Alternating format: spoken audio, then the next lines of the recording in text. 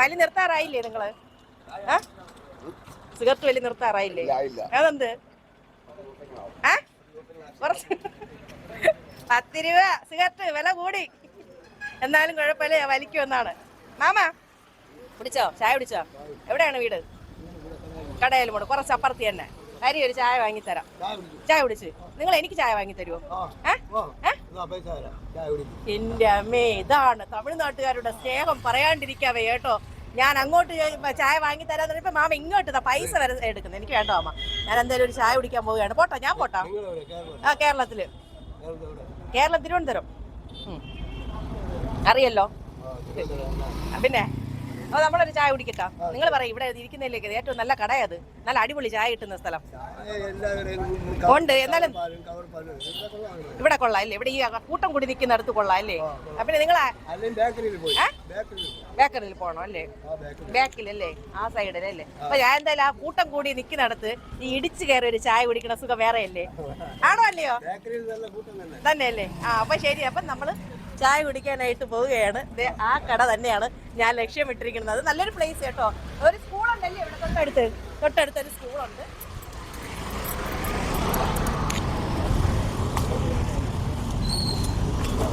ഒരു ചായ മധുരം കുറച്ചേ, കടുപ്പം കൂട്ടി മധുരം കുറച്ചൊരു ചായ.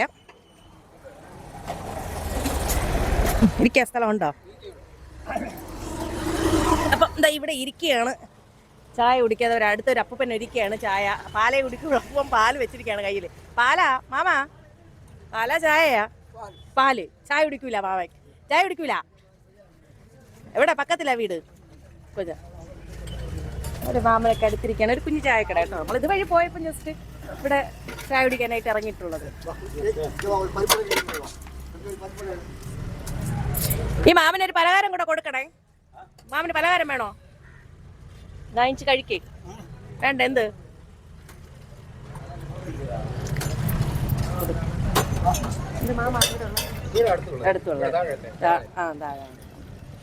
കൊടുക്കാമേ ചായക്ക് പലഹാരത്തിന് കേട്ടോ. ഞാൻ കൊടുക്കാം പൈസ. മാമന് നമ്മൾ കൊടുക്കാന്ന് പറഞ്ഞാലും മാമൻ വേണ്ടെന്നാണ് പറയുന്നത്. സൂപ്പർ ചായ കേട്ടോ, പറയാണ്ടിരിക്കാൻ അടിപൊളി. നല്ല ചായ അല്ലേ? ചേട്ടനും കൂടെ കൂടി തിരിച്ചു കാണിച്ചേ. നല്ല ചായ അല്ലേ? നല്ല ചായ. അതാണ് ഇത്ര കൂട്ടം ഇവിടെ അല്ലേ? അടിപൊളി ചായ കേട്ടോ, പറയാണ്ടിരിക്കാവേ അടിപൊളി ചായ ആന്നേ. സൂപ്പർ.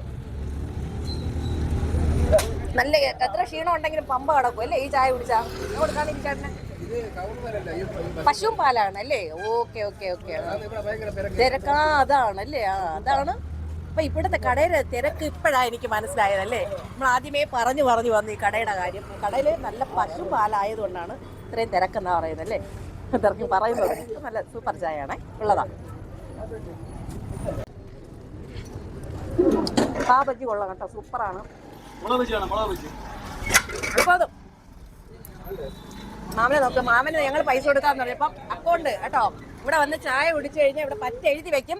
ഈ മാമന്റെ മകൻ വന്ന് തരും അല്ലേ പൈസ?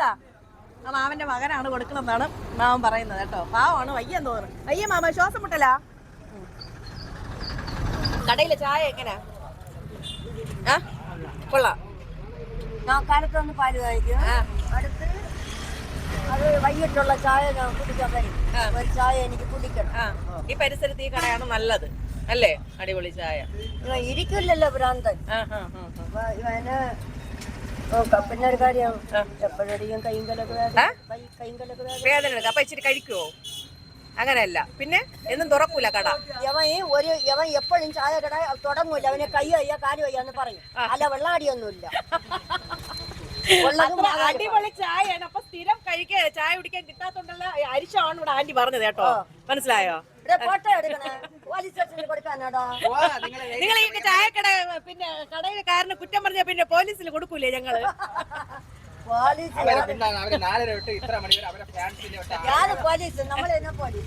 വട്ടാളോ അല്ലേ?